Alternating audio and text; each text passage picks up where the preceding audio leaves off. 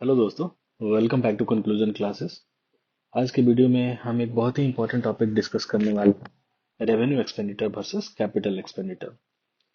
Government अपने काम चलाने के लिए बहुत सारे खर्चे करती है। तो इन खर्चों को ब्रॉडली दो कैटेगरीज में डिवाइड किया गया है। एक हो गया रेवेन्यू एक्सपेंडिचर और दूसरा हो गया कैपिटल एक्सपेंडिचर। तो आज हम समझेंगे दोनों के बीच का डिफरेंस एग्जाम्पल के साथ। रेवेन्यू एक्सपेंडिचर का मतलब होता है गवर्नमेंट के रोज के खर्चे।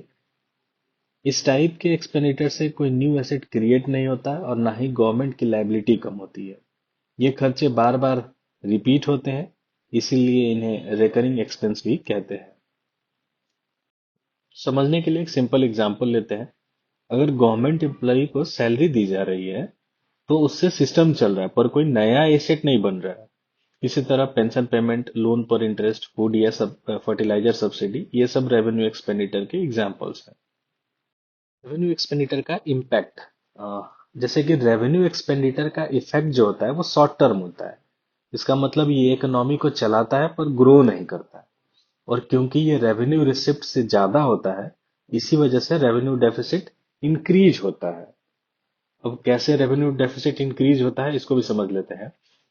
रेवेन्यू डेफिसिट का मतलब होता है जब गवर्नमेंट की रेवेन्यू रिसिप्ट उसके रेवेन्यू एक्सपेंडिचर से कम हो जाती है। और क्योंकि रेवेन्यू एक्सपेंडिचर गवर्नमेंट का डेली खर्चा होता है, और अगर ये खर्चा ज्यादा बढ़ जाए तो नेचुरली रेवेन्यू डेफिसिट क्रिएट होता है। इसीलिए हम कहते हैं कि revenue expenditure directly revenue deficit को अफेक्ट करता है। अब बात करते हैं कैपिटल एक्सपेंडिचर की। तो कैपिटल एक्सपेंडिचर वो खर्च होता है जिससे एसेट क्रिएट होता है या फिर गवर्नमेंट की लायबिलिटी कम होती है। इसका इम्पैक्ट लॉन्ग टर्म होता है और ये खर्च हर साल सेम रिपीट भी नहीं होते।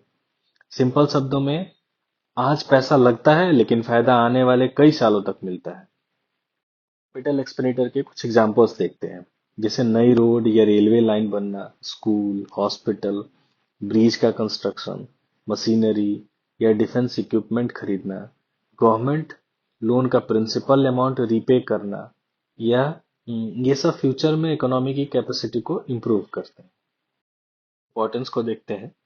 और जब कैपिटल एक्सपेंडिचर बढ़ता है तो कंस्ट्रक्शन होता है, जॉब क्रिएट होती है और इकोनॉमी ग्रो करती है। इसीलिए बजट एनालिसिस में अगर कैपिटल एक्सपेंडिचर इंक्रीज हो तो उसे पॉजिटिव साइन माना जाता है।